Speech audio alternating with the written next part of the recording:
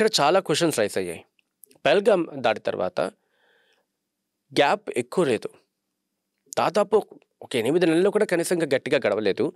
ఇంకొక అటాక్ జరిగిందంటే మన మన సైన్యం గురించి పెద్దగా ప్రశ్న డైరెక్ట్‌గా అడిగే సత్తా ఇక్కడ వినిపించట్లేదు. కానీ ఎందుకు మన సెక్యూరిటీ ఫెయిల్ అవుతోంది? ఈ క్వశ్చన్ తెర మీద తీసుకొస్తున్నారు. సైన్యాన్ని ప్రశ్నించకుండా సెక్యూరిటీ అనే కోణంలో ప్రశ్నిస్తున్న మాటలు వినిపిస్తున్నాయి. సో నిజంగా ఫెయిల్ అయిందా? లేకపోతే ఇంకొక వర్షన్ కూడా వినిపిస్తోంది. బికాస్ 2 వెర్షన్స్ గురించి మాట్లాడుకోవాలి కాబట్టి. అంత సెక్యూరిటీ, అంత జాగ్రత్తలు తీసుకున్నాం కాబట్టే దీంతో పరిమితమైందని చెప్పి. అసలు ఏం జరిగింది? ఎలా చూడాలి దీన్ని?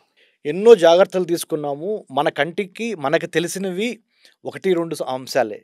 ఉగ్రవాదానికి సంబంధించి, టెర్రరిజానికి సంబంధించి 99 ఆపరేషన్స్‌ని మనము అవి సక్సెస్ కాకుండా మనం మొదట్లోనే తుంచేస్తాం మన సెక్యూరిటీ బలగాలు.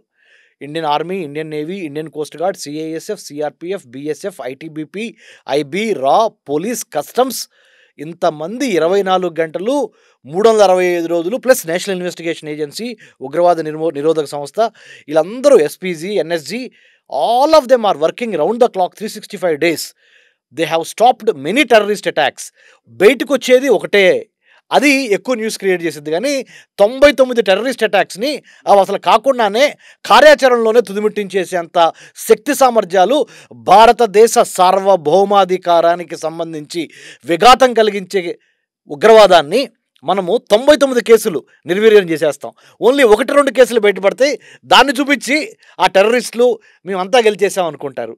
So we have to give credit to our national security agencies for stopping, containing, preempting and snubbing terrorism at the root cause.